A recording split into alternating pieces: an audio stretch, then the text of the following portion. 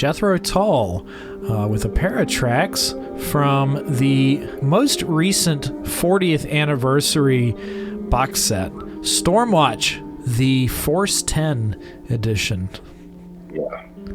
I think it's interesting because we picked out two alternate versions of album songs, because we first had Orion in the original extended uncut version. That's right. And then the early version of Don Ringel. But to fit in our 2020 sucks narrative, we could have picked Dark Ages or Apocalypse. Yeah.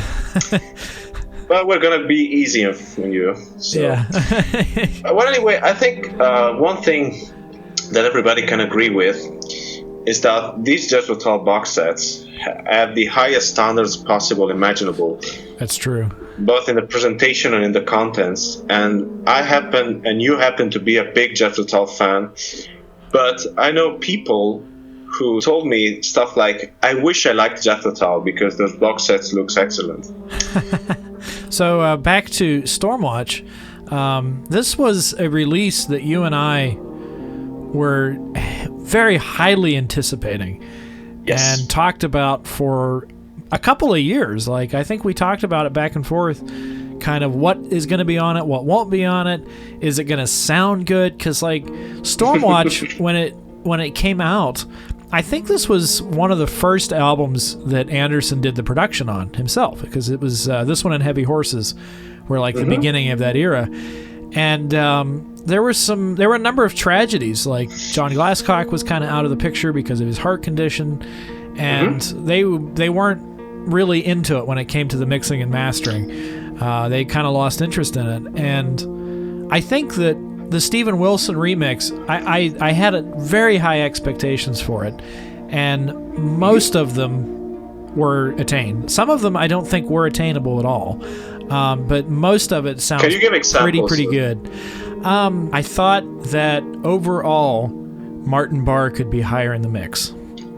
Okay. I thought you were referring to the box set in general. No. The box set is fantastic.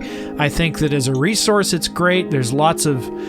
I will say that it is a little bit vague on what actually happened to split up the band. And I think that was on purpose, and I'm okay with that. Like, I'm okay with the members' right to their privacy. You have to remember, that was the darkest part of Jethro Tull's history. At least up until that point, yeah. Yeah, and there are stories that I have heard privately. I'm not sure I can tell them, so I won't. But they were not happy at all, especially Barrymore Barlow. Yeah. You will notice that Barrymore Barlow has contributed to every single box set, save for this one. And there's a reason for that. Yeah, there's a very good reason for that. Yeah. He and Ian Anderson didn't really speak until, I think, 2008, and are now... Barry said he's good friends with Ian now, but I suppose talking about Stormwatch would probably trigger some bad memories. Yeah, so. I'm sure it would. And but overall it was really good. The surround sound mix, especially, was, I think, probably the best of any of them so far. And I really have felt that all of the box sets up until this point have been improvements, and this is definitely no exception. Sometimes I wonder if I was just so used to the way the old one sounded at this point that, like, anything new is like, I'm not sure I'm comfortable with this. But one really strong point of this box set were the extras. Like you said, I think we got 3 or 4 new songs. We got Apocalypse. We got the Holy Grail, which is Apocalypse, because it's one of the few songs we knew it existed, and we had yet to have a confirmation if there was a studio recording, and there is one.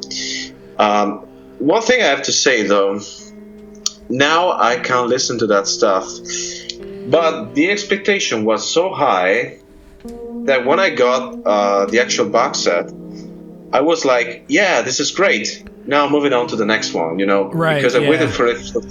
When we got to for example, when we had Songs from the Wood, and they discovered All Aces Die Hard, I was all over it for months. Yeah. Because it was totally unexpected.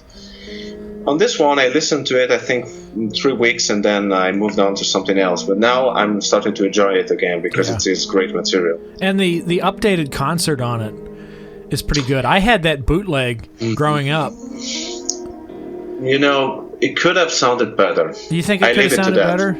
Yes, I'm going to leave it to that. It could have sounded better. There's a bit where there are bits where it sounds better than the bootlegs, but they did something that I do not like with it. But we'll just leave it at that. I'm not going to elaborate. You know, I appreciate, though, that they fixed a number of the dropouts in it. I don't think they fixed them. I think they went to an earlier generation tape, which is why I'm bugged that it could have sounded better. But I think for most people it will sound okay. It is a good performance. I think it showcases both the goods and the bads of that lineup. Yeah.